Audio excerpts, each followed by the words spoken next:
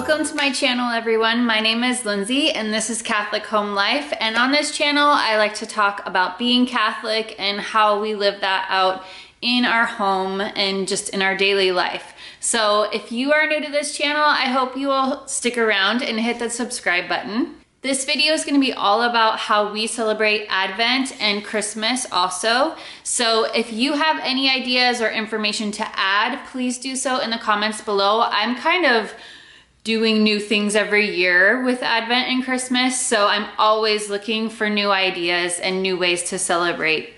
The first thing that we do is, when I was a kid, I always wanted to decorate immediately after Thanksgiving and have the whole house just completely decorated for Christmas. And something that I have done as an adult with my own family is we decorate slowly throughout the Advent season, because Advent is all about preparation and preparing your hearts for Jesus's birthday. So we just decorate slowly, and I will start doing it after Thanksgiving, but I don't get everything out. And I actually have our decorations stored in bins in our garage, and I have a bin for each week. So the first bin is full of like our Advent wreath and our Advent calendar and anything that we need to have out that we're gonna be doing daily to prepare for Christmas. I have that in the first bin, and I get that out right after Thanksgiving, and I'll put those things up, and I'll talk a little bit about those things in a minute. But then the next week, I'll like decorate the mantle and do the stockings, and then the next week we'll do the Christmas tree. And so it's just a slow progression, and I think that that symbolizes we are preparing our hearts for Jesus. So we're not doing everything all at once, and then you kind of get burnt out by having the decorations up all month long. So that is one thing that we do. We decorate slowly. So I mentioned that we do an Advent wreath, and this is our Advent wreath, and then I have these candles, 3 purple, 1 pink. So the first Sunday of Advent is purple, as is the second, and then the third is the rose-colored one, and then the fourth Sunday is the last purple one. So this is the Advent wreath that we use, and I just put it on our table, our dining room table, and we light it only on Sundays, and there's prayers that go along with it, and the candles and everything, it symbolizes like the coming of Jesus' birthday, and there's a lot of tradition that goes along with this. So I'll have more information about the Advent wreath linked down below. The next thing I wanted to show you was this Advent calendar that we have, and I got this when my first son was really little, and all of these little pieces are Velcro, and I put them all in the pockets down here. I have not gotten it ready yet for this Advent, but I have all the animals and everything, all the people are in the pockets down below, and then each day of December, one child gets to put it on the scene above.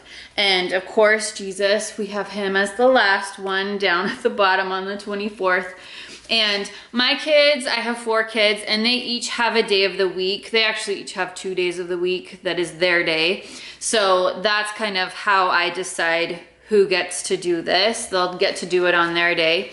And I usually put a little treat in there too, like some M&Ms or something like that. Something that's fun. So they love to do this every day. They really look forward to it. The next thing that we do during the season of Advent is we do the Jesse tree. And again, I've kind of done something different every year, but for the last few years, I have been using this book by Ann Voskamp, Unwrapping the Greatest Gift. And I've really enjoyed this, but the writing kind of, my kids get lost in it a little bit. So instead, this year, I'm going to do this book that was recommended by Heather from A Catholic Mom's Life. She just did a video all about Advent too, and I'll have that link down below if you're interested in that. And in her video, she mentioned this book, and it just looked a lot simpler. And so I got it when she recommended it. And so I'm gonna do this book this year. And the order of decorations for the Jesse tree is a little bit different from this book. to this book. So I'm gonna have a craft day and make some ornaments that go along with this Jesse tree with my kids. So that'll be kind of fun for them to do. And something that we do with the Jesse tree. So the Jesse tree, you're basically following the history of God's people waiting for the coming of Christ. So that's what the Jesse tree is. Every day there's a reading from scripture, and there's a little ornament that you can make or buy, and it has a symbol that goes along with the reading from scripture. And it's really beautiful because you're kind of entering into that waiting and that longing by reading about how God's people had to wait so long for Jesus to come. And since we live in a time where Jesus did come, sometimes it's hard for us to understand that longing. And so that's kind of why I love the Jesse tree, because it just helps you enter into that time of humanity where Jesus hadn't come yet and we're waiting. So we're entering into that, and I love that tradition. So we do the Jesse tree. And one thing I was gonna say that I have done the last year or two, maybe 2 years. No, I think we just started it last year. But we got a fake tree, which I never thought I would ever do because I love having a real tree. But as an adult, having a real tree, they die sometimes very quickly and they get so dry depending on how you take care of it and how early you get it. And so anyway, we had some bad experience with real trees and we kind of gave in. I was tired of vacuuming up all the needles and just the maintenance that goes with it. So last year we got a fake tree and it came with lights already on it, so it's kind of easy. And I think it looks pretty real. So anyway, we got that. And I decided it would be really neat to use that tree as our Jesse tree. So I actually got these ornaments that are purple because this season of Advent is like purple colored. So I got these purple ornaments to put on. So it's gonna be a really simple tree. I'm just gonna have these ornaments, and then I'm going to use our Christmas tree as our Jesse tree. So every day my kids will put the ornament from the Jesse tree reading, they'll put that on our Christmas tree. And then, because we like to decorate our Christmas tree kind of late anyway, so I'm gonna use it as a Jesse tree, and then right before Christmas, we will take all the Jesse tree ornaments down, and then we'll transform our tree into a Christmas tree.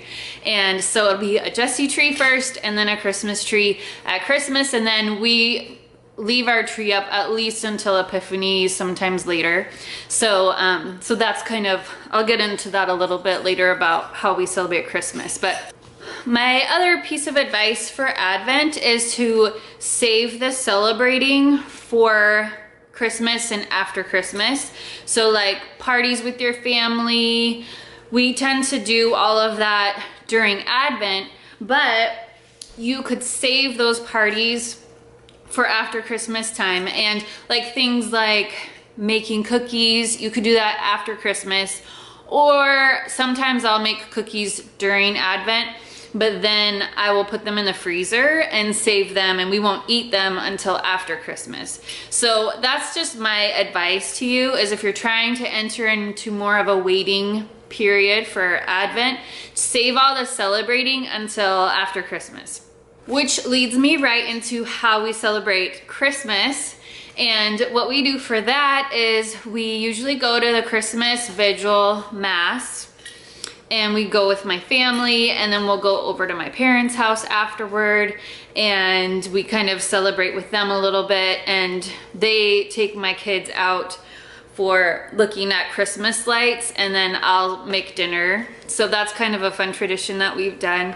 And then we go home and go to bed, and then we have Christmas celebrating in the morning with our kids, and that's a lot of fun and just really magical with children. I love Christmas with kids, it's so fun.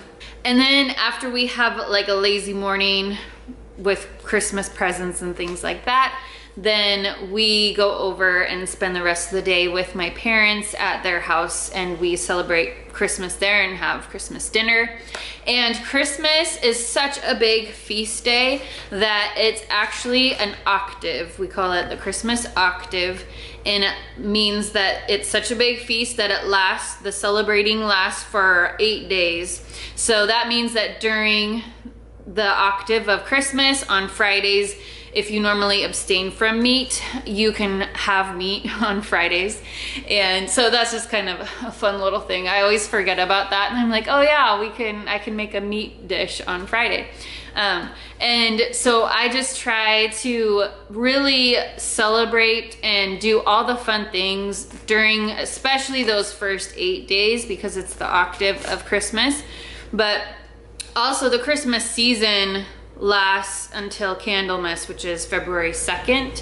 So we don't usually keep our decorations up that long, but we definitely keep everything up until Epiphany, which is the 12 days of Christmas. That's from December 25th all the way to January 6th. And that's something that I didn't know when I was a child. I always thought that 12 days of Christmas was leading up to Christmas, but actually what it is, it's the 12 days between Christmas and Epiphany. So that's something else that I didn't know about. So we really try to celebrate those 12 days of Christmas, and then after Epiphany, we kind of tone things down a little bit and take decorations down and things like that. So my biggest piece of advice for celebrating Christmas is to actually celebrate all the fun things and do all the fun Christmas things during the Christmas season and not before the Christmas season, because it seems like most people get all of this celebrating done leading up to Christmas, and then by the day after Christmas on December 26th, people are getting rid of their trees, they're not listening to Christmas music anymore, and they're just done with it. They're ready to clean and they're ready to get ready for the new year. So don't get burnt out and save the celebrating, because it'll be totally worth it to have Christmas, and then that is the start of all the celebrating. And I know you'll have a wonderful time with your family.